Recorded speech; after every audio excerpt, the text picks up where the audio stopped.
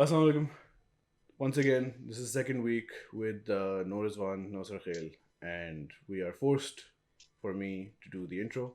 My name is Ali. This is the TBR Pod episode number 72. I hate doing this. This is why I hired Rizwan, and by hired, I mean he's my friend, and I convinced him to do this. But I am very low energy, and he is not. In place of Rizwan, we have a guest host, once again for the second week in a row. That is Jatin, returning from episode 666, which was the Delhi horror episode. Thank you very much for coming, Jatin. How are you doing? I'm good. Thank you, Ali. How are you? Very good, very good. Jatin has been kind enough to wake up at an ungodly hour because our guest for this episode is somebody he introduced us to, and uske baad se bas hum games kar rahe hain कि we get to speak to her.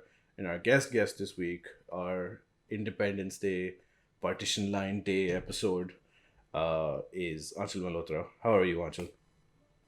Badhiya, very good. Thank you for having me. Oh no, thanks very much for coming on the show. You've been nice enough to agree to come on this circus that we run over here. No, I'm the guest. So Yeah. Of course. Oh yeah. Of course. Doubly honored. I must ask, have you seen any of our episodes before? Do you know what you have gotten yourself involved in? I've seen a surprisingly large number of them actually. Oh, I should probably apologize, I guess. No, they were pretty funny. I mean, the thing is, Ali, हमने इसके बारे में बात भी करी है that my work is so heavy that when you offered this wonderful podcast platform to me, I thought कि ये मजेदार बातचीत होगी. This will be light-hearted. So that is yet to be seen. Let's see. We will try. I must say I am probably the least funny of our group. So pressure काफी है मेरे ऊपर. Yeah. The other two, once again, we must mention, guys, you're seeing this episode a week after the one where I said the same story, but we're recording these on the weekend of the 8th. Is it September or August? It's August. Yeah. My date and time is in the US format, and I forgot. So it's the same weekend as we did episode 71. So Rizwan's out on work. Sarkhaili ghar pe sasral aayi hai, or he's busy there. So again, you're just stuck with me. But we have Jatin, we have Aanchal, we have an agenda, which I spent an extremely unnecessary amount of detail in. But it'll hopefully keep us going. How are things going, Aanchal? How busy are you nowadays? Surprisingly busy for someone who's a freelance writer. I have been working on the Hindi edition of Remnants. We have been working on the edits of the French edition of Remnants. Oh, very good. I also work part-time with the Archaeological Survey of India. And I'm also trying to get the edits for my second book going. How are things? This is obviously up for the past 5 months, I guess. This is also a regular question. How are things where you are with regards to the world being on fire? I think we're pretty much in the same boat. Ali, like India, Pakistan ka to same hi haal hai. But I think, there's just so much happening in the world. And I think that for me, at least, what has been helpful is to focus on what is happening in my own country because there is already so much. Yeah. एक के बाद एक कुछ ना कुछ हो रहा है. And I think that if we keep seeing everything that's happening in the world, it becomes really overwhelming, at least for me. Yeah, no, definitely. So things are fine. You asked about work, though. Surprisingly, during this pandemic, I have finished my second book. And I never thought that I would do that. Wow. मतलब 3 साल से मैं लिख रही थी. It's not start to finish. Right. Lekin I finished it at the beginning of the pandemic in March, April. And I'm glad I did it then because abhi meri jo attention span hai, it's very less. So I'm glad I got it over with at the beginning, but it's done. 3 years later, the book is done. Very good. Congratulations. Do you have like a release date or publishing date in mind? I don't know how this works. Yeah, we do. Spring 2022. Oh, okay. So it's going to take a whole, like all of 21? Well, I think the virus has really pushed back a lot of dates for the publishing world as well, right? So things, as it is, a book usually takes 6 to 8, maybe a year, 6 to 8 months to a year to come from like going to the editor to fruition. So I think that the virus has definitely pushed back how accessible printing presses are, how much people can work on things, releases, right? So yeah, I think that it's better to be at a time when you know things may be more settled or we may have a vaccine than be stuck with something that may not even come out on time. Yeah. And we're definitely seeing this sort of chain reaction delaying effect in at least movies. Movies are something that people are like a bit more aware of as compared to shayad logon ko printing or publishing process ka na pata ho. But okay, it's good that you finished. And you mentioned that you were working on the translated versions of the main book that we all got to know you from initially. So how many versions of Remnants are there in terms of languages? This is an excellent opportunity to plug it. Yes. Which I conveniently have them. So if you are in India or Pakistan or anywhere in South Asia, this is probably the version that you may have seen. It's called Remnants of a Separation. This is the cover. If you're in the UK, US, Canada, or Australia, this may be the version that you have. That's the one I have. It's called Remnants of... Oh, very nice. Yeah. It's called Remnants of Partition, but they are the same book. They are the same book, just different covers and different titles for different audiences. And apart from that, we are working on the language editions of it, which of course will bring a whole other readership to it. So these days I'm working on Hindi. I hope that there will be Punjabi and Urdu and Bangla sometime in the future. We're working on French. So that's very good. So yeah, which really leads us very conveniently into the agenda that I sent you.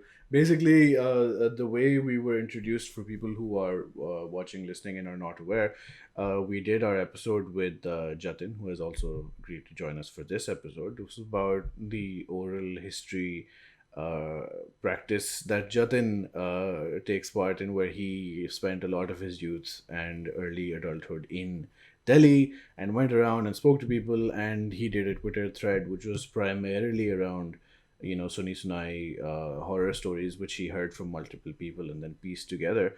And usi mein phir, as we were talking about oral history ka tradition and uski importance, so then Jatin mentioned that he was very inspired by Aanchal's book as well, which is primarily delving into the oral history side of things, where there are objects and there's a bit of material memory wala concept hai aur ye sab. So that's how we got introduced to Aanchal, and we tagged her because I got the book, and I tagged her on Instagram, and she saw that tag, then she saw us. तो बस ये हम social media खेल करते करते हम आज यहाँ तक आ गए. But let's start, as I always say, let's start at the start. You wrote a book this book came out in 2017. I'm sure it must have taken a while to put it all together, but in a very cliched way, you grew up in Delhi, is it? Yeah. So what was just like Jatin? Pretty, I think, approximately like maybe 5 kilometers apart. Oh, really? Oh. Oh, that's very I'm good. at Sabzi Enclave. Yeah, I'm at Sabzi Enclave. Oh my God, me too. Are you at Sabzi? I live right opposite Deer Park. That's so bizarre, though. Honestly, the world is like a dot. It's such a thing, and we probably would have bumped into each other walking maybe at Deer Park someday, and we didn't even like sort of Maybe, yeah, but I'm not very friendly though. Oh, in public. So maybe that's right. I'm not किसी को नहीं देखा. नहीं, but it's actually like a huge coincidence. मुझे यकीन नहीं हो रहा है. That's very. That's. बस देखें आप TPR pod like Nokia. Sorry. नहीं, Ali, this is not like saying तुम गुलबर्ग, मैं Gulberg. Guldberg is really big. Oh, this is. Safdarjung is like it's like very small. But so it's very bizarre. Yeah, but growing up there, Jatin also mentioned when I was asking him, sort of prepping for the episode, he mentioned that you there was a family business in terms of like this very old and respected bookstore as well in Delhi. So let's start with your sort of family's, I suppose, connection to literature, if that's a fair way of putting it. People grow up and all kids grow up like in a sort of similar manner, but how was growing up in Delhi in that sort of family which had such a strong connection, I would expect, with books and history and literature? How was that growing up for you? I would say that it's pretty fortunate now that I think about it in retrospect, because there were just books everywhere, and it wasn't just the fact that we had a bookshop. घर पे भी हमेशा हर जगह किताबें थी. So I don't think anyone forced me to read or even initiated me into reading. It's just that they were everywhere. So everyone was reading, so I was also reading. And मुझे याद है बचपन में ना जब हम, so the bookshop is called Bahari Sons, and it was started by my dada, my paternal grandfather. He came from Malakwal in Mandi Bahauddin के पास जो है, to Delhi in 1947 during partition, and बहुत साल उसके बाद वो Kingsway camp में रहे थे. Kingsway camp was one of the largest refugee camps in the capital city of Delhi, and in fact my grandmother lived there as well, and that's where they met. So after living at that camp for many years, he finally had amassed enough money to buy a shop of his own. So उस ज़माने में Khan Market की rent was nowhere as astronomical as it is now. It's one of the most expensive pieces of real estate in Asia. But at the time, he spent 150 rupees to buy a shop and 50 rupees for deposit. Wow. So a total of 200 rupees में दुकान वो आ गई, और इतने भी पैसे नहीं थे, तो someone had to sell their jewelry for him to get that money. Anyway, he set up the shop, and in the first few years, like how do you learn to be a bookseller? Like, yeah, do we know why he opened a bookstore? Like why specifically? Of course, we do, because I've asked. Okay. I've asked all the people involved. So my grandfather was great in maths, and when he left Malakwal at the time of partition, he was studying. He was doing his mathematics की degree. तो यहाँ पे India में जब वो आए, कोई भी business, मतलब जहाँ भी काम मिला, they did it. He worked as a hawker. He worked selling coal. He worked selling fountain pens in Chandni Chowk, which is old Delhi. And then he got this shop, and he got introduced to this man called Prem Sagar, who had a bookshop already in Delhi. And he said that I need your help. Like, I want to set up a stationery shop, because just before that he was selling fountain pens. But उनको ना stationery बहुत छोटी लगी इस बड़ी सी दुकान में. So Prem Sagar tells him that I can only teach you about books. And I think that my grandfather and his family had gone through, like many other people, had just gone through so much hardship that they took whatever opportunity came their way in the hopes that they would develop it in their own style. Right. So the entrepreneurial spirit was obviously there. So he said, कि हाँ, मुझे आप किताबों के बारे में ज़रूर समझाएं. So every day he would sit in the shop, mostly empty shelved shop, with a sign outside, and log aate the and they would say, do you have this book? Do you have that book? And he would take a pad and a pen and write down the books they wanted if he didn't have them. During lunchtime, he would shut the shop, go to Prem Sagar's bookshop, and take the titles from his shelf. He was kind enough to give him titles from his own shelf. And I'm sure they had some sort of financial agreement. लेकिन वो किताबें वहां से लाके अगले दिन ही अपने customers को दे देते थे. Now this system of pad and paper has survived till date, which means that the shop does whatever they can to procure a book for a customer. And usually within the next couple of days. Right. So this kind of ये tag ना तब से था, and the system also working is very very old school. मतलब it's really like a family store. तुम्हें पता है, like everyone on the floor, everyone who works there knows you. If you've come 1 or 2 times, they know what you like to read. They would more than often put aside books for you. कि आपने पिछली बार ये लिया था. So it's really like indie bookshop, Right. classic indie bookshop. So growing up in that kind of environment, I remember bachpan mein we used to go and we were allowed to borrow books from the shop. But the condition was कि आपको इसको ruin नहीं करना है, इस पे कुछ लिखना नहीं है, you have to cover it with newspaper, which also meant that we learned how to take care of books. Like books have always had a very special place for a lot of people, I think, in this particular city of Delhi. It's a reading city, it's a cultural city. Yeah. It's the city of academics, Indian academics as well. So yeah, I think I was pretty lucky growing up the way I did. It definitely, I would suppose that this definitely inspired you in further on as well when you were working on the book. But as you grew up, then you went abroad to study, and but your studies were primarily in art. How did that interest come about? Oh, I was never interested in being a writer. Okay. That was never the case. Like it wasn't कि तुम्हारी family की bookshop है तो तुम writer बनोगे. In fact, मेरी family में तो कोई नहीं है writer except for me, और वो भी by chance बन गई हूँ. But ever since I was young, art was the only thing I was good at.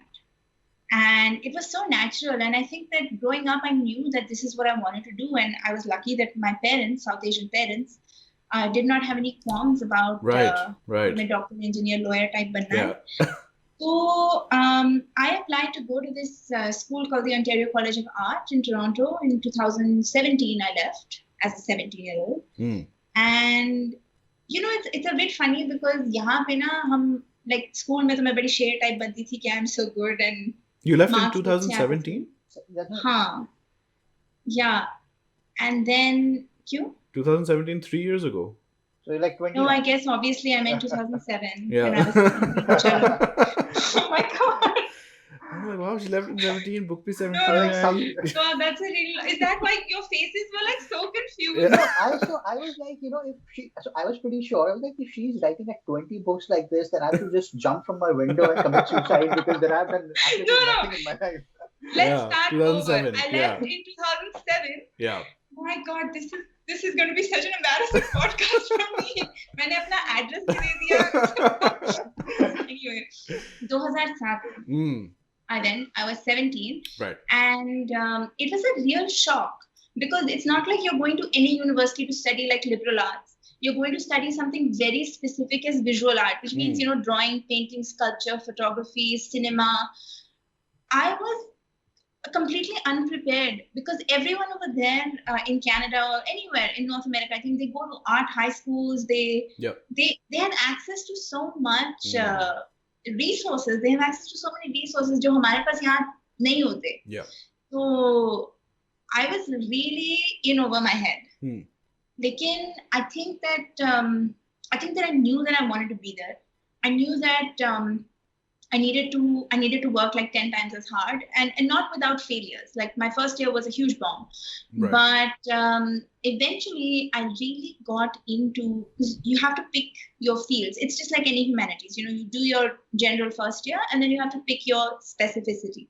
And I picked traditional printmaking, which is metal engraving, lithography on limestone, paper making, book binding, all the ways in which printing was done before the computer or graphic design came along, which means like on a printing press. Do you know why? Why you picked this? Why? Yeah, I think that at the time, I loved the fact that I was assigning myself to something that was centuries old. And it had come into being out of a necessity. Printing was a necessity. And the fact that I would have never learned it anywhere else except in an educational institute. And I mean, that being said, there's no other way to pass it on as well. Right? So eventually in my later years in Canada, I began teaching at a university as well for the sheer fact that if you don't pass the skill on, people won't know what traditional printing is. Or जो हम word में हम space वगैरह इतनी easily करते हैं, that came from an actual scientific knowledge, of how things had to be laid on a printing press. Yeah. And I really enjoyed that a lot. So I became very good at specifically engraving on metal. which is basically copper or zinc, and you draw into it and you use a printing press to do the printing technique. But my work was never really about India. Or it was never really affected by where I came from. And I think that was a good thing, because very often when you go to these institutions in the West, they try and pigeonhole you into being a kind of, representative of where you come from, and everything you write and make and speak about and think about and eat has to be from there. Yeah, you can only be Indian. Yeah. But I think it really kind of opened my eyes also, because in that university was a fine art university. वहाँ पे गिने चुने Indian Pakistani थे. And I think that it really opened my eyes to how the West perceives us. Yeah. And why we think that the West is a marker of progress. But when I went there, the questions, and this is Toronto, a cosmopolitan city. Yeah. Right? जहाँ पे भर के Indians हैं. In the suburbs, but still. Just samal, do you know what a car is? Wow. I'm like, do I know what a car is? Where do you think your car parts are coming from? Do you have an elephant? Oh, like a personal one? सबके पास होता है. सबके पास होता है. But the question that took the cake was, I have heard that in India, you lock your widows inside mountains. We need a lot of mountains. And how would that work? मुझे तो समझ नहीं आया कि बंदे ने कहाँ से सोच के क्या देखा होगा, क्या पढ़ा होगा. तो I was just so impressed with the ingenious nature of the question. मैंने तो हाँ कह दिया. This friend of mine. So my favorite thing is, so when I go from Jersey to New York, I take a Amtrak, or I'm traveling within New York. My favorite time pass is to convince person sitting next to me that I'm a Maharaja from Delhi and I have tigers in my basement. And trust me, 60% of time I actually convince people that is the case. I've got tigers in my basement and I've got jewelry stuck inside and I live in a castle. And 60% of the time they get inside. And my other favorite part is every time you tell, not every time, but like many a times when you're talking to people, it's like, you speak very good English for an Indian. Right? Yeah. That's. But the thing is that, like, the fact is that we speak better English than them. Yes. And grammatically. And absolutely, we like better English than them. Right. Sorry, but what's with the accent also? I think all these shows that are coming out on Netflix and all about Indian people, I don't know why this gets to me a lot. It's the stereotypical accent. Yep. Super. वो कैसे? मतलब वो मिलना बहुत मुश्किल है, I think, accent अगर असल में ढूंढने निकलो. Exactly. Because like, what do people sound like? They sound like us. Yeah. And also it has to be yellow. Everything needs to look yellow, extremely yellow. जैसे पता नहीं हवा में हल्दी उछाल दियो. And haldi also, the white people have discovered turmeric and it's a huge problem. It's a golden latte. It's not a turmeric latte. Like get your lingo right. And they use so much. I was shocked. Yeah. बाहर जाके you're like, it's so good for your skin. Yeah. And you're like, यार this is haldi दूध जो हम बचपन से पीते आ रहे हैं. And they put too much. अभी you have not tried their bullet coffee. What coffee? Bullet coffee. अच्छा. It's a huge. It's a coffee के अंदर देसी घी. Oh yeah. People on keto apparently have that a lot. Coffee के अंदर they'll put देसी घी and they'll put a bit of turmeric. And I was like, मैंने बहुत ये पी लिया ना तो मतलब मैं तो 4 दिन I'll be shitting in the loo. The bit about questions about India and Pakistan from people. There was also something that you mentioned in an interview of yours. There was one very good interview by this THE institute, जिसका मैं abbreviation का मैं full form भूल गया हूँ. But it was sort of like higher education. The higher education. Okay, that makes sense. But there you mentioned also that you, in a way, fell in love with India once you were outside it, which would mean ये Canada वाला time. So how did that go about? Like, how did you you look at it with some new perspective? I don't think that was the intention at the beginning. I think that when you're young, particularly when you're a teenager, you think that, again, this comes with, the West being something that you want to achieve, like the lifestyle of the West being something you think that you can achieve and adapt to. So when I left for Canada, I really thought that, and I think a lot of people think this way, they think that they can become a new person. They think that they can reinvent themselves in some way. Many do try. And so many do try, exactly. Yeah. And so did I. And that meant sounding totally different. It meant eating totally different things. It came to a point where you can't recognize the way your voice sounds anymore, because it's like an amalgamation of what you want to be and what you are trying not to be, and everything in between. So when I went from my undergrad to my master's, when I really felt it. In Toronto, it was fine. I had friends. I was totally fine being like this new person. I did very well in school. I won the university medal the year I graduated. So things were really good. And then I came to grad school, and I was 21 and the youngest grad student in my year. And grad school is, I think in the fine arts, it's a bit different because people are a lot older. They've usually done 1 or 2 degrees and gone to the fine arts because they want to now do something that they want to do rather than something they had to do. Right. So they have children, they are married, and here I was straight out of undergrad, not knowing anything, in a city that was francophone. I went to Montreal. It was all forms of confusing. And I felt really isolated, and I felt really... I just felt like I didn't belong. And that was also the time when a lot of my professors weirdly started fetishizing where I came from. It was like me and another Japanese... Exotic. Right. Yeah. It was not racism. It was the opposite of that, I think. Yeah. And I don't know. I think I just felt like I didn't belong anywhere, which meant that the only place that you had to go back to was where you came from, that feeling of finding out, really, why am I here? And all those existential questions that everyone faces at one point in time. And I think that being so far away from Delhi really gives you perspective on things, or anywhere, I suppose. It gives you not just a nostalgic perspective, it allows you to see things from a distance. But when I was in Montreal was really when you crave, to a point where you crave listening to someone speak the same language that you speak, because you're in this francophone city and tumhe side mein bilkul wahan pe Sardar dikh gaya, so you're like, bhai kahan se hai tu? It was like that. I mean, it wasn't that extreme, but I don't think I ever felt like I needed to hear Hindi or Urdu or Punjabi as much as I did in that city. And I think that's also when I realized how similar Indians and Pakistanis are, because the university I went to was a big university with a little art program, as opposed to in Toronto when I was at a full-fledged art university where there was hardly any brown person.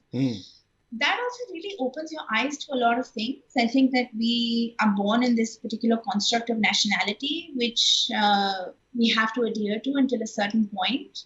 And then we are free to make our own choices about it, particularly when we see other options that may suit us better or fit better outside that framework. And, I think that that's when I really started to realize that I have the choice to shed a lot of things that I have been intrinsically born into. That was also the time when I met professors that were writers. Okay. Until now, I wasn't interested in writing, as I mentioned earlier. But I met professors that did something called a textual art. Okay. They fused image and text on walls and galleries, on through light and paper, and I didn't know that words could become art. Images. Yeah. So I think that when that happened, I felt like, okay, this is a program that I relate to now, but the first few years were really difficult. And then how does this lead into your realization of how objects can have memories? Right. It may seem disconnected, but in my mind, it was pretty natural. So it was 2013, and I was in a pretty long master's program. It was 4 years long. Yeah, that's very long. It was very long. I also took a sabbatical year, that's right, but generally it was 3 years. In 2013, I came back to India for a sabbatical because I just didn't have any ideas for my master's thesis. And the thing is that I felt I was in a program where I was just making art and showing it in galleries and then getting graded and then selling it and then making it. And it was just art for art's sake. And I was not invested, and it wasn't fun anymore. Right. So I came to India, back to India, and I thought कि masters का जब idea आएगा, best not to push it. Creative लोग कभी-कभी ऐसा ही सोचते हैं और जनरली आइडिया आ ही जाता है. Yeah. At that time, it was October 2013, and I have a friend who's a journalist in Delhi. His name is Mayank Austin Sufi. He also goes by the name The Delhi Wala. Okay. For everyone listening, please check out his work. Okay. It's wonderful. He asked me, he writes about Delhi, everything about Delhi from and he like clicks about Delhi.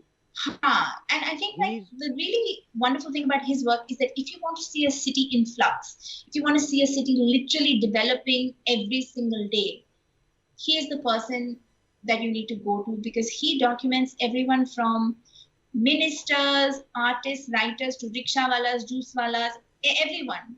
There's no hierarchy for him. Mayank ne mujhe kaha tha ki my mother's family lives in this big house in North Delhi, in a place called Roopnagar. Okay. And there are 3 brothers that live with their wives and children. So like 20 log rehte hain us ghar mein. So he said that I'm doing a story on old houses. Can we go see this house? And it's called Vij Bhavan. Okay. So मैंने कहा of course. तो हम वहाँ गए and my grandfather's elder brother, he immediately got out all of these things, old things. And he said कि हम पुरानी चीजों के बारे में बात करें तो ये चीजें तो तुम्हें definitely देखनी है. ये घर पुराना है पर इससे भी ज्यादा पुरानी ये चीजें हैं. And there were all sorts of things, photographs, bookends, books. And then there were 2 things that his parents had carried from Lahore to Amritsar during partition. And that was a ghada, जिसमें लस्सी बनती है, and a guz, जिससे कपड़ों की दुकान में fabric major करते हैं ना, एक गज fabric. Right. A yardstick. Yardstick. चौक मारते हैं. बिल्कुल. अब तो ये बड़ी obsolete चीज हो गई है, लेकिन हाँ, yardstick, exactly. So he brought out those things, and I think that when he started talking about them in his childhood in Lahore, he was born in 1930 in Lahore. They lived in Chuna Mandi.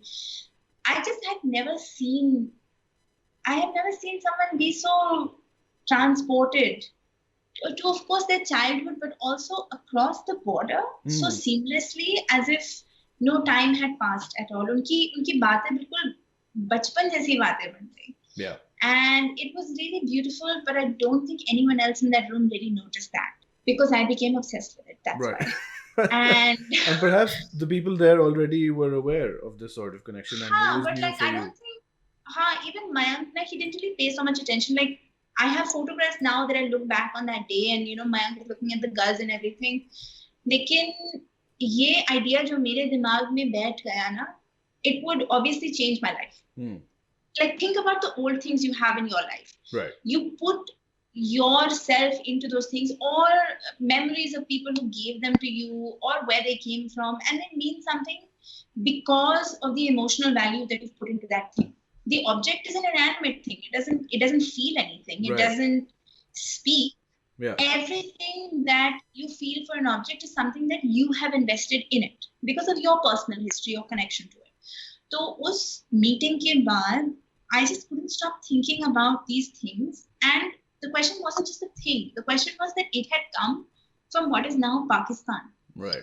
And what else did people bring? And how had I not realized the importance of something that my family had gone through? And when I studied about it in school, why didn't I feel like it was my history? Yeah. I think that this also speaks to how history is taught in school. Yeah. You feel like you don't have ownership over that history, कि तुम सिर्फ किताब में कुछ text पढ़ रहे हो. So it started a personal research project in Delhi for me, when I just started going around and asking people what they had brought, if they came from across the border, and that of course grew into a bigger thing eventually. Acha. So all these realizations, how do they push you towards the idea that there's like a project in all of this? So it happened really quickly, because the minute you started going around and asking people what they brought, you're automatically met with a lot of very confused faces about, what do you mean, what did we bring? Kuch nahi laaye the, raat ko aaye the, कारवा में आए थे, क्या ला सकते थे? But then people did bring things. They may not have been monetarily valuable things, but they still brought things. And I think what confused people was the fact that I was asking about things and not the experience of partition, which eventually we would get to in our conversation through that thing. Yeah. what I was trying to learn about was definitely what happened at partition, how we did not know these versions of history, and how were there so many versions of history. I think that हमें सिर्फ numbers पढ़ाए जाते हैं school में, and numbers are a very reductive way to understand something that is a human event. Yeah. So very early on, I realized the disparity between what we were studying in school and college and the things that I was hearing. And it became very clear that people needed to hear these things too. Because they were things that were about the intrinsic nature of humanity. There were things that would affect the relationships between India and Pakistan. And it became also very clear that the generation who lived through partition generally, not always, but generally were a lot more tolerant than subsequent generations had become. So how had that happened? Yeah. And in spite of the fact that some of them went through a lot of Right. ruthlessness on either side. It's not like it was not like a friendly change No. of places, right? Yeah. And in spite of that, and that's what I hear from my grandparents as well. Yes, there has been a lot of murder and looting, and they lost a lot of stuff they have seen. But at no point of time it was a hatred against a country or the people of the country. It was a hatred against an event, but not a hatred against the people of a country or against a country. In spite, and I'm sure it's same for a lot of others as well. In spite of what people went through. Yeah. I think it's very difficult to generalize that because I've heard a lot of versions of these events. Yeah, I'm sure. Mostly, yeah, people are as you say, but I think that we have to understand that memory is very complicated. And national memory, personal memory, collective memory, generational memory, all these things can be different and simultaneously exist in the same person. Yeah. Particularly, I think, in the case of people that lost a lot, either family or land. But I think, every case is different. So what I was trying to discover was the versions of partition, because partition is an event of versions, which we didn't study, which meant that trying to record as many people of different castes, class, genders, nationalities, ethnicities, cultures, languages, as I could. Was it important to talk to people who had come from the other side of whatever border they were in now? Because some people probably stayed where they are, but the partition affected them too.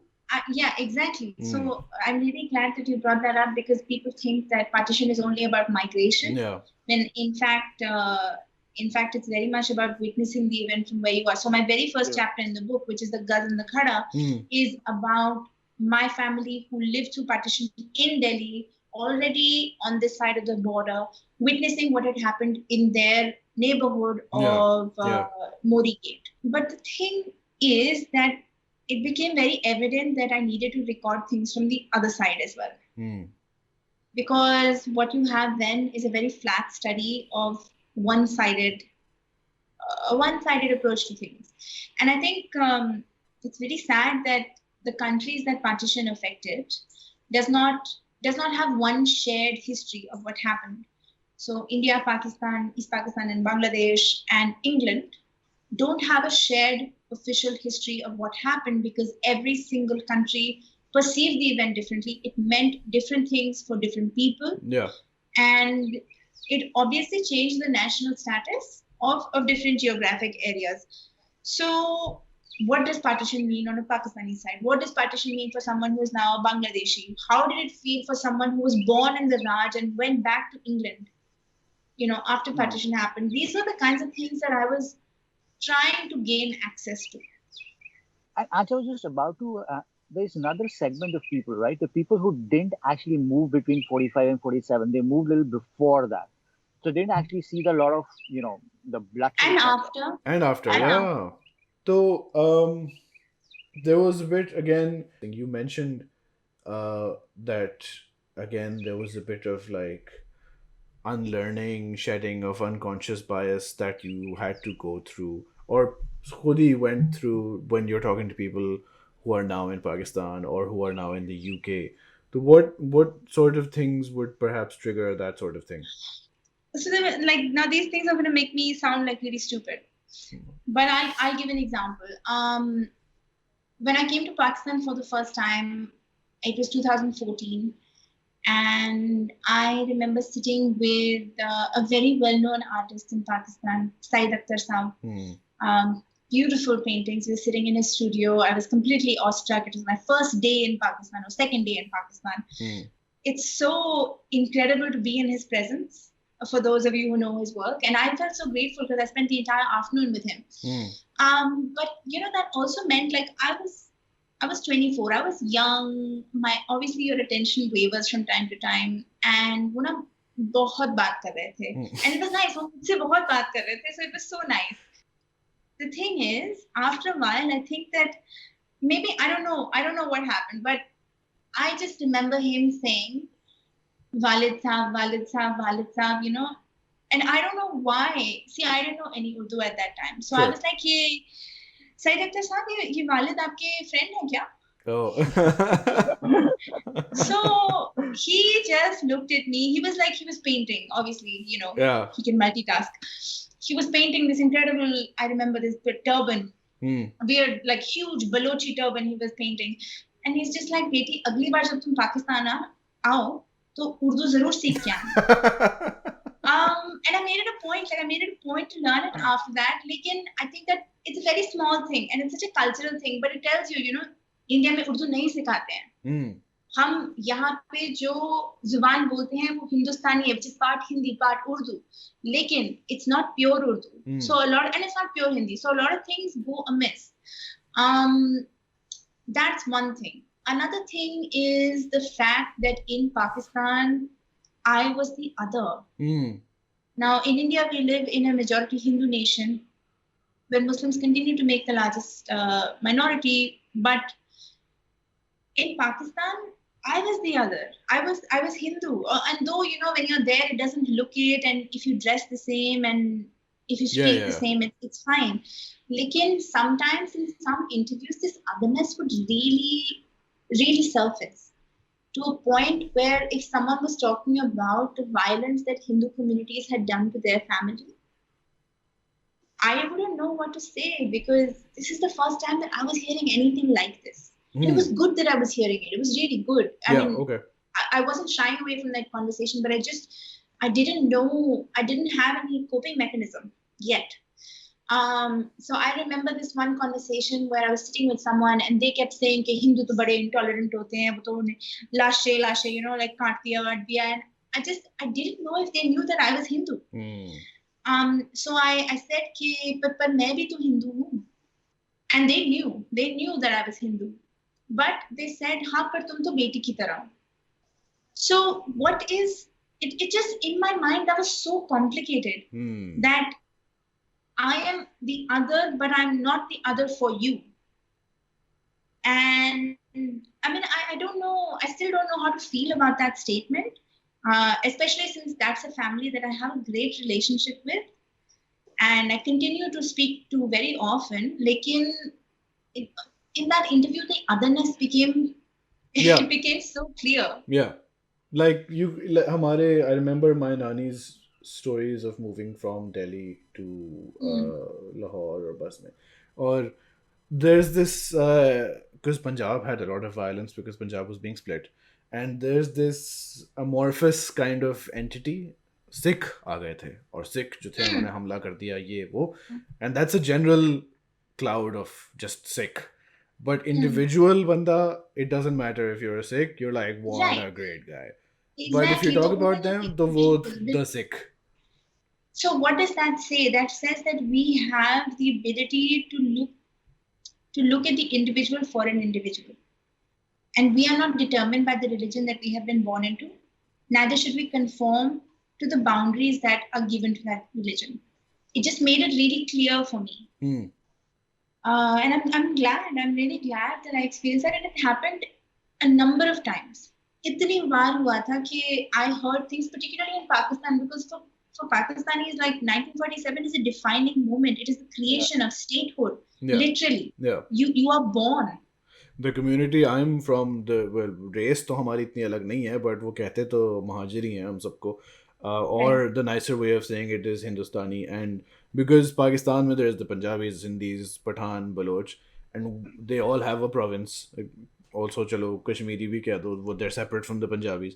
But the Hindustani people / Mahajars, they have no they don't have a province of their own. इसलिए कराची पे सारे पड्डे होते रहते हैं. कराची को अलग So करो.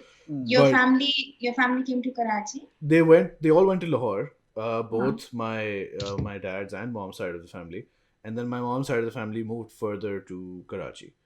Right. Dad's family stayed there in Lahore, and in Lahore it's not as much of an issue because most Hindustani Urdu speaking people moved to Karachi. The Lahore wali side of the family is like they're like nearly Punjabi. They associate themselves with the Punjabis more comfortably, and Lahore, if you stay in Lahore, everyone becomes Lahori. But in Karachi, it's so like there's so many people, yet nobody is just from Karachi. Everyone in Karachi, as a result, I guess, of there being so many different types of people, everyone holds on to their own individual identity that much more strongly. Like Pathan होंगे, they don't look like the Pathans from the frontier because Karachi में धूप ज़्यादा है, सबकी skin dark हो जाती है, वैसे सब बहुत गोरे होते हैं. Their Pashto accent changes, everything changes. But they are Pathan. They are not from Karachi. Nobody is from Karachi.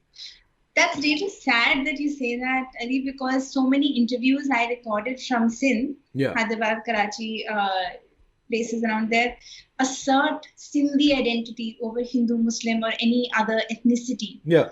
And second thing, your family is from Delhi originally. Yeah. So you are the original Urdu speakers. Yeah. Original. यहाँ पे बहुत कम मिलते हैं. Okay. So I have this thing to share, and Aanchal, you said you like at 24 you couldn't ki walid kya hote hain, right? The Oh Urdu no. word. My grandfather started teaching me Urdu, written Urdu, when I was 10. So alif, be, pe, te, jim. So when my grandfather moved, he did, like many of the people who came from Pakistan, he either knew English or he knew Urdu. He didn't know Hindi at all. Punjabi, anything, yeah. So my earliest this thing was, so he used to go to Delhi Public Library at Sarojini Nagar because that was the only place where you could get Urdu books and Urdu newspapers. So that's where I was like maybe 5 or 6 when he started taking me to libraries, and that's where this thing of started. Even though because there was a kids section on the first floor and there was a adult section where you used to have old newspapers all binding in those, those metal stuff there in old libraries. They bind the newspapers. So you used to scan through old Urdu newspapers there, and then I just built an interest because I saw him reading so much Urdu that I told him that why don't you teach me? और उस time पे वो एक पतली सी I forgot the name what it's called जिससे उर्दू सिखाना शुरू करते हैं जैसे हमारा क ख कायदा correct. So सरोजिनी नगर में उस टाइम पे you could get it in stationery shops. अभी भी मिल सकता है. I mean I learned from the Islamic institution तो वहाँ से मुझे but this is like normal stationery shop. ऐसे चलती रहती stationery shops है सरोजिनी नगर market में. So that's where I was 10 when he started teaching me alif be pe, even the writing part of it. And he used to actually, I don't remember whether it was Bahari San or Fakir Chand, but he used to go to Khan Market with me to get Urdu books because wherever he could get Urdu, I don't remember which one of it was. It was either one of them. So yeah, so that's where you don't really let go of. And he tried his best to pass whatever he had learned to my father and to me to. You're very lucky. Yeah, very lucky because none of it came to me. One thing that's a bit going back to something that you mentioned at the start of this discussion. I'm from Pakistan, you guys are from India, and you have Jaan Pehchan across the relevant borders. What were the people who had moved directly from India to England like? What was their view? I know very few people of that sort. I don't think I know anyone. The only people I know, English, British Desis, they're from like the Mirpur sort of side of things who had moved in a separate circumstance. But were there people from like the central and southern Indian cities who moved directly partition ke baad? So they would have moved to either side of the border and then moved overseas. Okay. They wouldn't have moved directly. Okay. That was very rare, although obviously not impossible. No. But on that note, there is an excellent book for those listening. It's called Partition Voices. Okay. The Untold British History by Kavita Puri. She's a BBC journalist based in the UK, and her book is literally made up of Indians, Pakistanis, and Bangladeshis who moved after partition across borders within the subcontinent and then directly to Britain. And I think that they faced different difficulties. you're talking about muhajirs, you're talking about refugee status in India. Yeah. They faced a different kind of racism altogether from people who had once been colonizers. Yeah. But it's very interesting to note the reasons why all of them went to England in the first place, or Canada or North America. That is true, because there's this perception in the Pakistani community that the people who moved from Pakistan to the UK, for example, or even to Canada for that matter, in like the 80s or the 70s, they're often viewed as being much more conservative than some Pakistanis in Pakistan. And the logic that you give is कि हाँ वो उस वक्त अपना पाकिस्तान का image लेके गए थे, and they just built more and more walls around it, because एक तो हम पाकिस्तान में भी नहीं है और ऊपर से we're in the West जहाँ हमारी कोई values नहीं है, and we must hold on to our stuff more and more stronger, where Pakistanis might have moved forward. So I don't know. Partly, yeah, definitely. My grandfather moved in the late 50s to Toronto on a scholarship to go to university, and he ended up staying there for decades. And we hear all these stories about no Indian grocery stores, and जो India जाता था दाल भर के लाता था अपने suitcase में, और beer bottle से रोटी बनाते थे university में. लेकिन I think it's very difficult to generalize ना ये. I think communities, it depends on the community you come from, you know, like I don't know, it's difficult to say. I would definitely recommend Kavita's book to people. I have it here, but the reason just one thing, you mentioned Mirpur. I have done a significant amount of work with Mirpuris who moved from Mirpur to India. Oh, okay. And their stories are horrific. They are beyond any understanding. They're just really, really tragic. And it's an area in Indian partition that's not studied a lot. And also, just to go back on that, the reason I brought up that 70s, 80s wali baat is that we give it this idea that अच्छा चलो, they tried to protect what they viewed as their identity and their culture. This is in the 70s and 80s, but if you do this like even further back, closer to the partition, तो पहले तो आप दिल्ली से उठ के आप चले गए Lahore, and now Lahore is suddenly Pakistan. तो एक बात आपका दिल्ली तो पीछे रह गया, but पाकिस्तान फिर भी you can recognize. Then you move even further to the UK, and where they're like, you're like the first desis over there, and they're like, तुम कहाँ से आ गए? And you know, we left you there and we used to rule you. So I'm just thinking it must have been like a lot of inner turmoil as to हम आए भी क्यों, who are we now, and you know. I think that people went because of the opportunity. Yeah. Right. But the thing is that why is it that when people like you and me go overseas, we don't see the differences in our citizenship? It's because the West is a sort of equalizer. There is someone more foreign than you're foreign. Yeah. Right? And what ended up happening was Indians, Pakistanis, Bangladeshis, Sri Lankans started fighting racism together.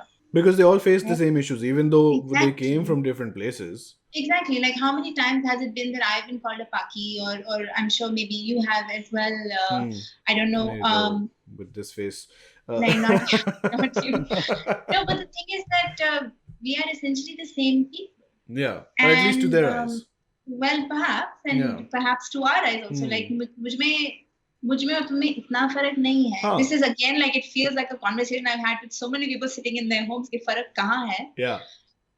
But I think that the reasons for why people moved overseas and what kind of life they hoped they would get, and were they ambivalent about the Raj in India as well? Is that why they felt comfortable enough to go overseas? Did they have the means to go? Right. What kind of jobs did they do? What kind of jobs did they end up doing towards the end of their life? And it's very interesting.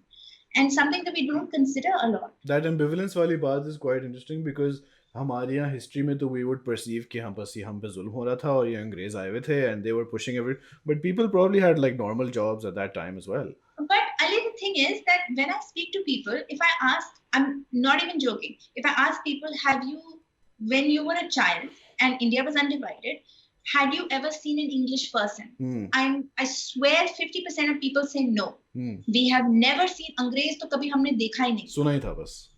And in that respect also, the difference wali baat, it's lucky that Sarkhail, Rizwan, myself, coincidentally, we all grew up in the UAE, in Dubai, and you know, that has led to us having like a sincere sense of disconnection with Pakistan itself because we don't live there. हो गया Pakistani, but until you live there, like you can't expect everything. जितना भी बाद में time गुजार लो. But one of the things that we did have was बचपन से we went to like the regular schools and उसमें Indian भी थे और श्रीलंकन भी थे और सब थे और कहने को तो they're like अच्छा ये Indian है हम पाकिस्तानी हैं वो श्रीलंकन है, but they were all like just kids in our school and we have like friends that we've known like we're in our 30s now or 28 साल से 25 साल से we have like people who are Indian but they're friends और घर आना जाना भी है और there's still like some of the best friends that we have and that's something I think that we were quite fortunate, I guess, coincidentally. I think it's even more than even, and I don't know, all three of us have lived outside India, right? Even more than people who have known for a long time. And I've been like, I've traveled a lot. I've been in Princeton for like almost 6 years now. I stayed in UK for a couple of years. I stayed in Canada for a couple of years. Just by the virtue of language. क्या बात है? World citizen. Just by the virtue of language and food, right? So I'm in Jersey right now. Jersey is like, it's like more Indian than US, right? So you from food perspective, restaurant perspective, right? There are like 4 distinct segments, more common ones. So there's Punjabi ones, right? Punjabi, call it Punjabi, Pakistani, Afghani / right? There are South Indian ones, and there are. एक minute, Punjabi, Pakistani सब एक है. हाँ वो they all sell like that. So chicken tikka masala. Chicken tikka masala. Afghani is probably a separate one, but this thing. So you have Gujarati, you have South Indian, you have Punjabi or normal Indian food, and then you have Afghani and Pakistani. Now, just by virtue of food and language, people from Delhi or from North want more in a Pakistani restaurant or in an Afghani restaurant, say in a Gujarati or a South Indian. Yeah, of course. Right? So it's not even that you have to know. They are like friends that you have known for a long time. They're not Indian. Just by general culturally, you are just bond more with the people I'm not saying they others don't understand language, but it's just a little more bonding in terms of culturally. Yeah, there's more, I guess, familiarity. Jatin, you and I, being from North India, we have more visibly, linguistically, regionally in common with Pakistan than we do with the South or East or Western India. Yeah, Yeah. I mean, I often tell people here, मुझे ना Twitter पे किसी ने उस दिन कहा था कि why are you praising a Pakistani? ये चीजें मेरे साथ बहुत होती है. You saw that, चलो. And what I wanted to say, I told them to like rise above this ridiculous hate that they are going to pass down to their generations. But what I really wanted to say was कि अगर तुम्हारे सामने पाकिस्तानी आएगा अभी, तुम्हें पता भी नहीं चलेगा. Exactly. तुम्हें literally पता नहीं चलेगा because वो तुम्हारी तरह लगेंगे, तुम्हारी तरह बात करेंगे, and you will really not know the difference. It's especially if you're coming from North, it is just you just can't deassociate yourself with Pakistan or Afghanistan for that matter, right? Yeah. मुझे कितनी बार बाहर किसी ने पूछा है that when they hear you speak Urdu or Hindustani के आप पाकिस्तान से हैं, and I always say ऐसा ही कुछ, मैं इंडिया से, and they don't understand the ऐसा ही कुछ, like the kind of equalizing factor. Yeah. Aanchal, last time हम एक बात कर रहे थे, I mentioned the boys earlier and everybody else that हमारे वहाँ पे, especially Delhi, Punjab में एक बहुत ही, I find one thing very interesting, and that probably it's our parents is probably the last generation to do that. जो जब भी शादियाँ हो रही होती है, it's like arranged marriage or love marriage, and it's a Punjabi. So invariably the first question, पीछे से कहाँ से? पीछे से, हाँ. पीछे से कहाँ से हो? हाँ, so like my wife is Multani. Okay. Right? And we love marriage. It's not like from Delhi. From Delhi, yeah. From Delhi. Does she live in the area? That's a different. There is a huge area in Delhi. Oh, specifically Multan where people from Multan are? Yes. Wow. Multani Dhanda. Okay. So she's Multani, right? And as well as love marriage, not like arranged marriage कि पीछे से कोई मतलब वो करा के कराया हो. And the first thing everybody in my family said, "Oh, कुड़ी मुल्तान तो है, खाना बड़ा बढ़िया बनाती होगी," because Multanis are known for their food. Right. So that's how they don't associate कि वो दिल्ली से है या यहाँ गए हैं या वहाँ गए हैं, पिच्छों से किससे. The characteristics basically you're borrowing from there.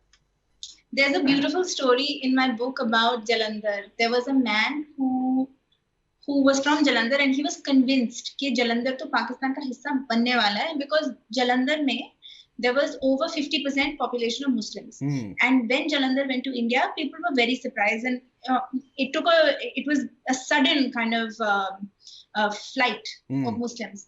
So उनका नाम था Abd Pirzada Pakistani. He had changed his last name to Pakistani because he believed so much in the creation of Pakistan. लेकिन जब उनको पाकिस्तान जाना पड़ा, he was so distraught that Jalandhar wouldn't be a part of Pakistan that he changed his last name to Jalandhri. So it became Abd Pirzada Jalandhri, and he married someone from Jalandhar. उनके बच्चों का रिश्ता Jalandhri से हुआ था. He takes his car to Jalandhar autos. Wow. His grandson, now his mother, उनकी बेटी ने मुझे मैसेज लिखा था कि हमारे बेटे का रिश्ता भी एक Jalandhri family में हुआ है. So it is like 3 generations of Jalandharis. You know? And this is all happening in Pakistan. Hanji, in So Lahore. and this is what my grandmother obsession was with Lahore. So Lahore girls are like very fair, pretty, petite. So she always had it कि मेरे मुंडे ब्याह करेंगे, they have to be a Lahore connection, Lahori se karenge. She was like obsessed to the extent obsessed with that. My father actually had to like shut her up. Like, don't say that in front of. They're getting girls to like sort of get married, and you start your Lahore angle. Not a bad thing. Now that we're deep into how you were doing the interviews for the books and stuff, and you know, as I say, you started getting more and more accounts, and the book came together. Did the museum wala idea happen simultaneously, or did it happen after? No, it happened pretty much simultaneously towards the end of the research, when a lot of up to, you know, like this is 2016-ish, and enough people knew about what I was doing. So people would come to me saying, we have this, we have that. Can you come to our house? Can you record the story of this piece of jewelry, this carpet, whatever? And sometimes I could go to those places, and other times I couldn't. But I just started thinking a lot about the archive in South Asia. What is the archive? And why are we as South Asians not inclined to making personal and collective archives? So I thought, wouldn't it be great if we had an online place, and online meant borderless as well, and accessible. An online space where people could contribute stories of aged things, not related to partition, but generally old things. And then we would build an organic archive of South Asian materiality. So that was the idea. And I basically pitched it to a friend of mine, Navdha. We went to the same school. And we come from similar backgrounds. We are both Punjabi. We share the same last name. We have histories of partition. We have histories of displacement in our family. And I said that, listen, I'm thinking of doing this, but I can't do it alone. She works in the digital space. Right. Currently, she works for an organization called Purpose in the climate change sector. Okay. I asked her whether she'd like to work with me on it. And she more than readily came on board. And so we put together something called the Museum of Material Memory, which has nothing to do with partition. Let me make it very clear because people get confused. But it looks at the aged object as an heirloom, as an artifact, and invites people to write stories about that, and thereby making conversation with elder people in their family, different generations that they might have not spoken to, and also getting to know about a time period and an object that they may have seen in their house for their whole life, but know nothing about. That's that was the idea. And the idea that it's not limited to just the partition, and therefore, you know, I think. Why did you go for that specifically? Because even with partition, there are so many areas that I wasn't able to cover. And the thing is that not everyone migrated in August 47. Correct. Like, I think this huge misconception that partition happened only in the months of August 1947 is sad, because people migrated much before and they migrated much after, and it took a long time to normalize. But I think that we didn't want to be limited to an event, because there are so many other events in South Asian history that are equally undocumented, because they don't look at the perspective of the person. I think what my work does and what the museum does is that it looks at the specificity of the individual experience. And I was thinking about this yesterday, because someone from the UK or America sent me a sari, picture of a sari with a stamp on it. And she said, this stamp says Bombay 1945. Her father was an army officer. I think she was English. She was English, so her father was an army officer and spent time in India during the Raj. So she sent me this sari and it had Bombay 1947 stamped on it. And she said, can you tell me something about the stamp? And I asked her the story of her father, and she gave me a whole account of where he was during the war, what he did, what cities he went to. He had everything. Like, she knew the details of his life. And I wrote back to her saying, it's really amazing that you know all this, but in South Asia, no one knows anything about their ancestors like this, because firstly, we were colonized and left largely uneducated. And we didn't keep journals, and we didn't keep archives, and we didn't write things down. We didn't keep letters. So how do we ever find out what happened in our family? What is the archive that we refer to? My great-great-grandfather was an inspector in the British police, in the Imperial Police, which meant that he had an actual post with Englishmen. And I know this because I have his certificates, commendation certificates. But despite having an actual role in the Imperial Police, when I look for his name in any British record, it is not there. I cannot find a single mention of him, which means that even someone that has a post is invisible. Yeah. What about the person that was just a common person? Like, how do you find out about that? So I think that what the work is trying to do is to give an opportunity to look at the specificity of experience so that we can have something for posterity. Why are you smiling like that, Ali? No, I was... You're both smiling.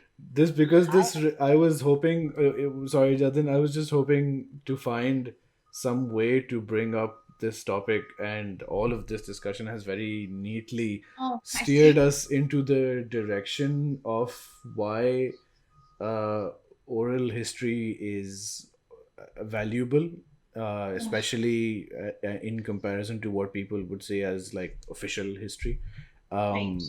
Because, you know, there's barely, like, I would say there's like so much scope in oral history of capturing the individual experience rather than a macro view of numbers and borders and events and dates. But I think the conglomeration of the individual experience gives you a collective experience as well. And there's just so much like oral history because there's so much like personal weight to history when it comes through oral narration. It might not be precise to the 10th degree or 100% and I don't duration. think there's any need for it to be, because it's memory. And this is also what I got from our chat with Jatin, and we're going to do another, hopefully. He seems to have so many stories, we can do several episodes. But that's what I got from his stories are obviously much more recent because they're from his time growing up in Delhi. But I'd say this is, and also because ye wali baat, like you mentioned, there's no records of all these people, but they were still there. They were what became history. So I think I wasn't as aware of oral history wala idea and the importance of it. But it's great that we have come across both of you and your work, and hopefully other people will as well. And get to appreciate the value in it too. Sorry, Jatin, you were saying something. No. So I was just smiling actually because there's this weird, commonalities are coming across. So my grandfather was in British Army. Right? And wow, Ali, it brings you to the soldiers so conveniently also. And so I'll probably submit. So you're right. So one, of course, the only artifact that I had that belongs to him from that time is his medals from he was part of the Northwest Frontier Army. So his medals from that era, and that luckily he has his name inscribed on it. Right. Yeah, so on the trim. On the trim, right? It has his name inscribed on it. But then I think about it, and that's I lost so much because as a kid I never valued it. So I used to collect it, but then and we had a lot of stuff, and it's not necessarily coming from partition, from just the old stuff, right? And some very small insignificant stuff. But when I think about it, if I had it right now, it would probably make my life much more richer. So for example, Go ahead. Sorry, go ahead. I was going to say, if you have his medals, you can find out a lot about him, actually. Yes. Yeah, you're right. But military memorabilia is one of the most concrete ways in finding stuff about colonial armies. Correct.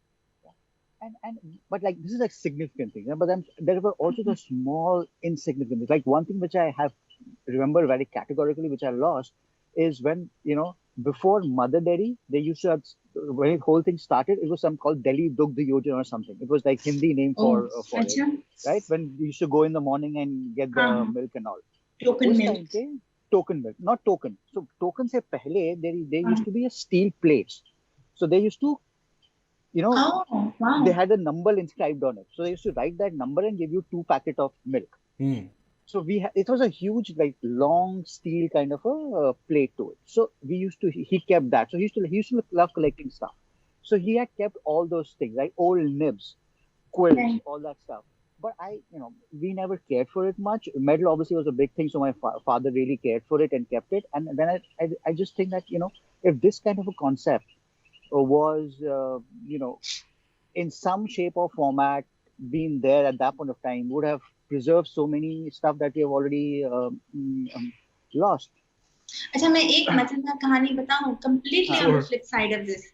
I interviewed someone in Delhi who told me the story of utensils ना पुराने जमाने में उनपे engraving होती है ना नाम की, हाँ तो initials होते थे. तो his family was from Kallar Saidan. And he would say कि जब पुराने जमाने में शादियां वगैरह होती थी गांव में, तो सारे ना घरों से कलेक्ट कर लेते थे सबके ग्लास वगैरह चम्मच और सब पे एंग्रेव हुआ होता था, तो उसके बाद रिटर्न कर देते थे.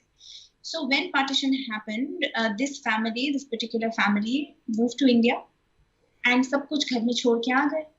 तो बहुत सारे साल बीत गए, उसके बाद decades बीत गई in fact. उसके बाद a family friend was visiting the family and they were asking about partition and stuff, and he said that हम सब कुछ छोड़ के आ गए and हमारे सब utensils की बात हो रही थी, तो सारे utensils पे अर्जुन सिंह चड्ढा लिखा था. So then this friend many years later goes to Toronto and he accepts the hospitality of a Pakistani family, and उनकी टेबल पर खाने के साथ सिल्वर के ग्लासेस थे जिस पे लिखा था Arjun Singh Chaddha. What? Wow. And it was the same, it was them. Exactly. Wow. It was the glasses that had been left behind in Kallar. Wow. That reminds me. कहाँ से मतलब कौन सी Pakistani family, they would have moved to Toronto, they would have carried them. And this person goes to their house. हाँ. Yeah. Exactly. Jatin, you were saying? I was saying that reminds me, mummy को phone करके बोल दो कि 2-3 glass रख लेना, कोई फेंक दोगे आप, and then जिसपे नाम लिखा हुआ है हमारा. Aanchal, how do you, when you document things like that, obviously, they will be extremely, heartbreaking and sad stories and stories filled with, a lot of trauma, right? So how do you, doesn't it like weigh down on you for like number of days after you have captured it? And how do you like deassociate yourself with the actual, from the book that you're writing as a book and you as a person? I don't think I have a mechanism yet. The thing is, I have to say that I don't actually have much of a life. So my life really revolves around my work. And also because I think that being a young woman in South Asia, you're breaking the stereotype of what a historian looks like, what kind of work they should be writing, what is the archive. So you may have to work maybe 10 times as hard as any man. But in terms of dealing with what you hear, I don't think I gave this factor any importance for like the first 4 to 5 years of when I was doing this, because it was routine, because no one else was doing this, because it had to be done, because it was time sensitive, people were dying, you need to record it. So it is already so hard for the person who's telling you what they went through, that what you feel is secondary. It is not about you. But don't be completely negligent of yourself, because you are the one understanding what they went through. You're the one recording it, and you are the one bringing it into the current day. You're bringing it to the current situation, the current generation, sorry. So I never gave this aspect any importance until 2017. It was the first time I thought of what it was doing to me, and it was because I started interviewing Meerpuris. That's why. And those stories were just, they were so traumatic. It was not just your regular bloodshed violence that I had heard. It was concentration camp, feeding glass, killing people, cutting hair, slicing throats, going through the forest for 4 days, licking sand to feel wetness on your lips. The stories in that area of Nipur are just horrific. And I couldn't believe that people had lived with these stories for so many years. And sometimes they were saying these things for the first time. To me, it was such a responsibility, but I think that it really messed with me because I couldn't sleep. I couldn't do anything. I just kept thinking, it's the voices. It's the different voices, and not just what they say, but how they say it. Are they saying it while crying? Are they saying it with a distance? Are they saying it emphasizing on certain things over others? I remember the way people say things. मुझे सब याद है. Because you're so engaged, emotionally engaged with these conversations. Jatin, answering your question, don't have a way to deal with it. I know that it affects my personal life because I have difficulty making actual interpersonal relationships with people. My life revolves around my work. I don't have much of a personal life because I don't know how to, like I told Ali before this, I hope that this will be a light conversation because I don't know how to achieve any lightness. And it's very difficult to make friends. It's very difficult to find a partner who understands. It's a very isolating thing, actually. But I hope that one day I find a way to deal with it. That being said, when I realized what it was doing to me, I did write a piece about it, and I interviewed other oral historians to know what they did to deal with it. People like Anam Zakaria, who is an excellent Pakistani scholar. She's my age. We do very similar work. Prakhar Joshi, who used to work for the 1947 Partition Archive. Devika Chawla, Ritu Menon, Urvashi Butalia. Alok Sareen, who is a psychologist and deals with the archive of mental patients that were transferred through India and Pakistan. I asked all these people how they dealt with people's stories. And Ali, I'll send you a link to that piece if you want to share it. But people dealt with it differently, either by seeking therapy themselves, which I think is a great idea, or by distancing themselves from people in their family for a number of hours. I don't know how to be, but I know that it impacts how you deal with people. Definitely. Especially people of your age, like people of my age. Because what you have heard is something that many people may not have heard and they don't know. Yeah. And then you, I think, unfairly wash every conversation with that same brush of seriousness. And you want to be light. And I'm 30 years old and I want to feel like I'm, a young woman, but it's difficult. This became a lot more emotional than I thought it would. But it's good. That. I mean, it was a great idea to ask this question, Jatin. And yeah, there was this. My only frame of reference for this is Aanchal. I'm reading this science fiction fantasy novel series by the name of Warhammer. It's a series of. It's like a board game. Uski piche story. The story has turned into like 80-90 books, छोटे novels. So one, it doesn't matter what the context. Oh yeah, fully. And the connection. So in that, like there's some element of people who have some sort of psychic abilities, and usme there is a form of people who go around looking at the history. It's set in the far future, and humanity has expanded into the galaxy. But they have lost a lot of knowledge in the past several millennia. So usme people go there. These psychic abilities have manifested, and one of those characters could touch something, and through her type of ability was she can touch something and she can see the history of that object. And there's only one character that I came across. I've read like a lot of books. Or isme there was only that one person, and there was a lot of like this Warhammer naam, so you can understand it's like about a lot of conflict and violence and all of that. when I read your interview and you said that you had realized that objects could have memory, that's the first thing my nerd brain went towards, because that was not a pleasant experience for her, because the history of humanity at that point, this is like the 40th millennium.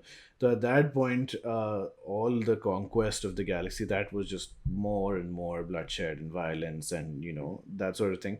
So everything she would find, it had some connection to some past conflict or atrocity or something, and that became hard for her to dissociate herself from. So yeah, I in that very nerd-esque way, I understand what you're Yeah, talking but about. it's beautiful. Yeah. Yeah, and it's also like it's an understood thing. Like I hope you know that you're not the only person who feels this way, because it would be very weird if you went through all of this and were like, "Huh, Alone. bus chill scene." Like, I mean, that would make Right. you sort of like a sociopath. I don't know if none of this affected you. What Uh, a massive accusation on live recording. no, My if God. if none of this affected No, you, I know. I'm just yeah. pulling your leg. No, absolutely, absolutely. I think you're right that if it didn't affect you, then it would be very bizarre, and you would be emotionally. I don't know. I think you'd be emotionally like cutthroat, and you Yeah. wouldn't also give the respect to the Yeah. emotional Yeah, experience yeah, of other people. exactly. I think Yeah. why I appreciate and why I spoke to other people that did this work, Anam especially. I know maybe a lot of your listeners are from Pakistan, so Anam Zakria's like I feel like she is one of the bravest women. We are the same age. She's someone that I know feels very similarly, but she's also done work on partition. She's done work on Kashmir from the Neelam Valley. She's done work from 1971 going to Bangladesh. So I think that she sacrificed a lot for her work. And, if she can do it, then I can certainly do it, because the kind of questions you can ask in India are a lot more open than the kind of questions you can ask in Pakistan. Yep. So I would recommend everyone to check out her work. And I think that relationship that we have is really strong, because it helps to have someone to talk to about this. And then I suppose we should wrap, because we're reaching the end of people's patience, I think. But before we go, I was thinking it's very important that I'd like to talk about your upcoming project that we spoke about. I don't know if we were recording when you mentioned it at the very start of this conversation, about the book that you have finished. I think you I mentioned. finished, yeah. I started writing. I mean, I can't say much about the book. I'm also waiting for the publisher to make the announcement. Sure. But I started writing this book in March 2017, which was right after. No, before Remnants came out. When you just moved to Toronto. Yes. I'm so embarrassed. Can you please put a disclaimer there, like a text saying, wow. Oh no, I'll put the whole sequence in. Oh my God. When you moved to Toronto at 17 years of age. Yeah. Let's just be more specific. Hanji. You're never gonna let me forget this, are you? Shit. जी बताएं. Anyway, so I started writing it in 2017 in March. Even stop laughing, both of you. Who's laughing? I'm not even looking because I can hear your laughter. It is what I can say about the book is it is about a family from Lahore who witnessed World War I, World War II, and partition, and subsequently emigrate to France immediately after. Okay. So Ali, really, it touches on all the things that you're interested in. Yeah. All of them. Yeah. But basically, it looks at how many families in Punjab would have gone through this, particularly the two world wars. It looks at the intimate social history of soldiers who fought in wars for the British, wars that didn't belong to them, how they felt, how it felt to see foreign countries like France and Belgium and Egypt, how it felt to see relationships between people, what they ate, the cold, the trenches, the bombs, a different kind of warfare, what they felt for the British being there. Not understanding the demographic of the war or why they were fighting it, but knowing that there is some form of loyalty that needs to be abided by.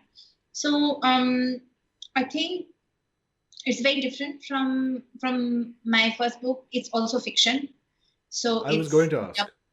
Yeah, I mean, I don't. It's doubly difficult. Fiction is the hardest thing. I think I have a newfound respect for novelists because I think that with oral history particularly and non-fiction in general, I think that you rely so much on the things that are provided to you. So for instance, you either rely on official archive or you rely on the oral archive.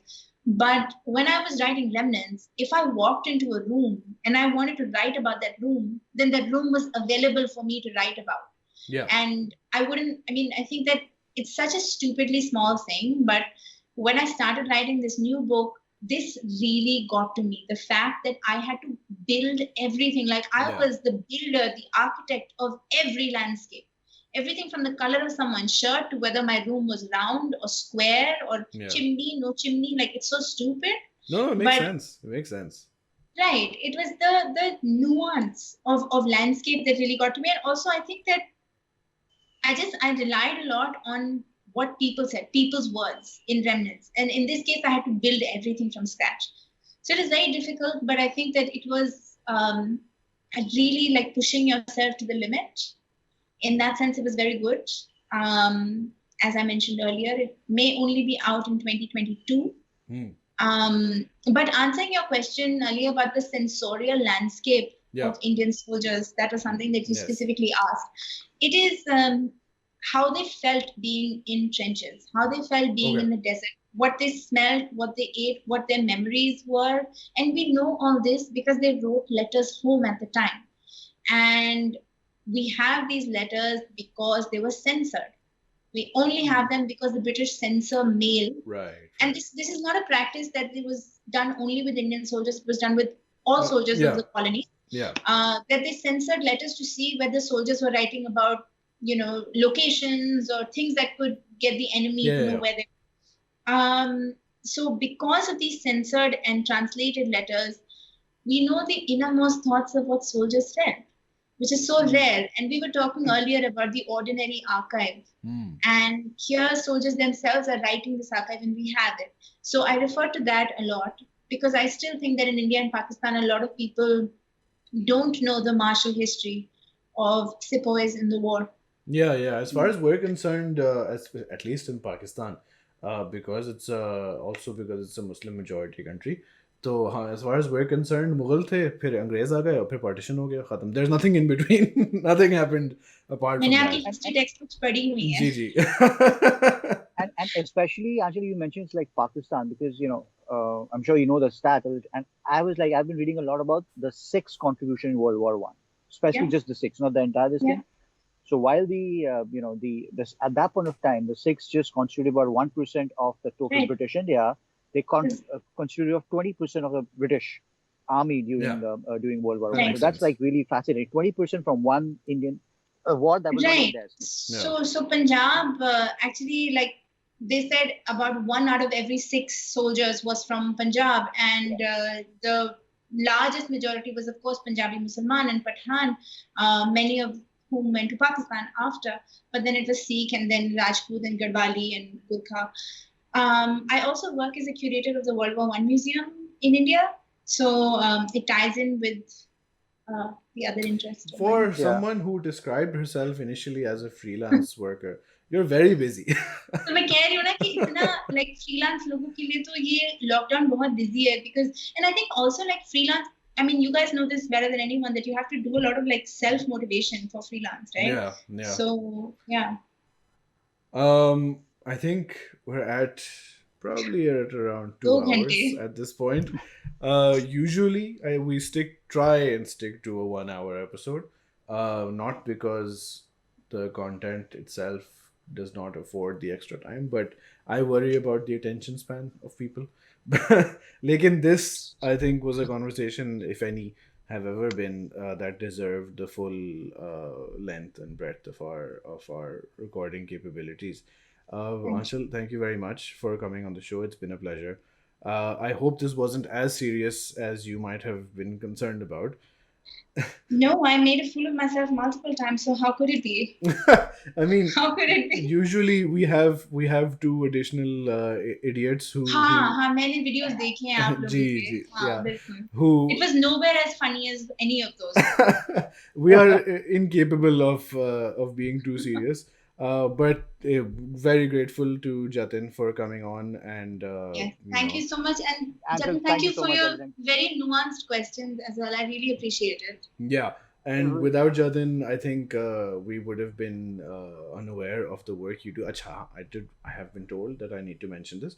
So when Jatin told us, Aanchal Malhotra, and she's doing this, and I'm now on Instagram, and then I'm like, yeah, bro, this historian, she wrote a book. मेरी बातचीत चल रही है उससे. When she'll maybe come to the podcast. I'm telling my wife this. Yeah. So. And she's like, who? And Aanchal Malhotra. अच्छा जाओ जरा Instagram पे. And I go to her Instagram, and Instagram shows you which of your friends are following this person. And she was following you बहुत पहले से. Who is this? Who is your wife? I will send you her. Okay, wonderful. ID. Please say hello. Yeah, to her and a few women I know had been following. If not you, then the Museum of Material Memory. And what has become a trend in our house, my wife does the artwork for the podcast because she's a designer herself. तो उसको Photoshop चलाना आता है, मुझे नहीं आता. So what has become her payment is कि when you talk to this person, tell them I knew of them before you did. So my wife knew of you. Noted. Yeah. Thank you so much. उनसे भी कभी बातचीत कराएं हमें. Yeah, I'm sure she would love it, but I'm really tired of having people more interesting than me on the show, and we can't have one more person who is definitely. I see. So thank you guys very much. Do you guys wanna? Aanchal Malhotra is on Twitter and Instagram. Jatin is the Delhi Mirror. He is on Twitter. Jatin, your Instagram is not something you pay much attention to. ठीक है जी. I only stalk Aanchal on it. That's all I do. बस her advanced stationery and her fancy furniture and her colored. Jatin, वो सारा furniture second hand है यार. वो क्या उसे सिर्फ polish कराया हुआ है. Even better. Guys, I'm at the Mohalla par Rizwan Pehlwan, Sarkhel Seven Khan, always in our heart. They'll be back at some point. TBR Pod is our group account. Follow everyone. There's going to be so many links in the description. Click on all of them. वरना हम आपके घर आ जाएंगे. Thank you very much. We're going to stop. हम नहीं आएंगे, सिर्फ बल्ली आएगा. मैं नहीं आने वाली. आपने तो ऐसे अपना ड्रेस दे दिया सबको. आपके घर किसी की कमी थी. किसी का. We're going to stop recording now, guys. क्या? डियर पार्क के बाहर बैनर लगा देते हैं बड़ा ऐसे हैंड पॉइंट करके. Aanchal Malhotra lives here. Aanchal Malhotra 20-year-old. Bye guys, we're going to stop recording now. Okay.